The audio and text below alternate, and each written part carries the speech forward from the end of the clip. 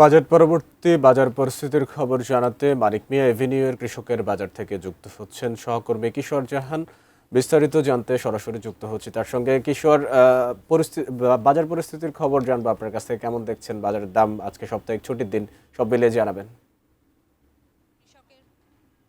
এই বাজারের আসলে বিশেষত্ব হচ্ছে শুক্রবার এবং শনিবার ছুটির দুটি দিন সকালবেলা কিছুক্ষণের জন্য বাজারটি বসে এবং এখানে ক্রেতা যারা আছেন তারা আসলে কম বেশি বলতে হবে ফিক্সড। তার কারণ যারা কিনতে আসেন দাম নিয়ে নানা ধরনের কথা থাকে, তারপরও মান নিয়েও কিন্তু কথা হয় বরাবরই। আর সেই মানের ক্ষেত্রে ওনারা আসলে বলতে চান বাজারটিতে বাজার করে ওনারা বেশ স্বস্তি পান। আর গতকাল আসলে বাজেট হয়েছে মাহমুদ, এবং বাজেট পরবর্তী সময়ে যদি বাজারের প্রভাব বলতে হয়, আসলে বাজারে এখন পর্যন্ত কোনো প্রভাব চোখে পড়েনি। কারণ গত সপ্তাহে সবজির দাম যেরকম গিয়েছে, চলতি সপ্তাহেও কিন্তু কম বেশি সবজি প্রায় একই রকম দামে বা 5 থেকে 10 টাকা হেরফেরে আসলে বিক্রি হচ্ছে।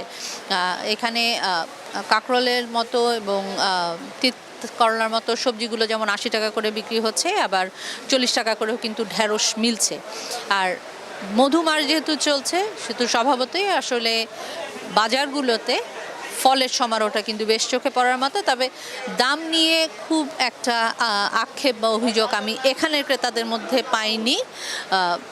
মোটামুটি সহনীয় দামে আসলে জিনিস বিক্রি হচ্ছে অনেকটা, সেটাই ওনারা আমাদেরকে বলেছেন।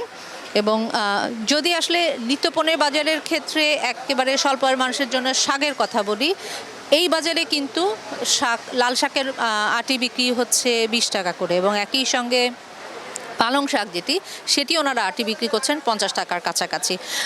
বাজার ভেদে দামের তারতম্য অবশ্যই হয়, এক্ষেত্রেও ব্যতিক্রম নয়। এই বাজার আসলে যেই দামে যাচ্ছে, কম বেশি অন্য বাজারগুলোতে আসলে কম বা বেশি কিছুটা হেরফের অবশ্যই হবে। তবে সব মিলিয়ে গত সপ্তাহে আসলে মাহমুদ বাজার যেরকম গিয়েছে, চলতি সপ্তাহে বা আজকের দিনে আসলে বাজারের খুব বেশি হেরফের নেই।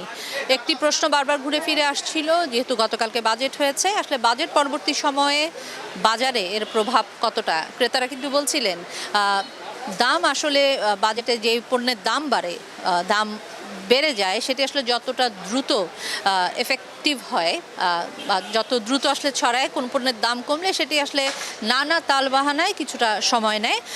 তবে ক্রেতা বিক্রেতা উভয়ই আশাবাদী, বাজেট তারা ভালো বলছেন, এবং বাজেট পরবর্তী সময়ে এটার প্রভাবটা পড়তে হয়তো বা সামনের সপ্তাহ পর্যন্ত অপেক্ষা করতে হতে পারে এ বাজারে।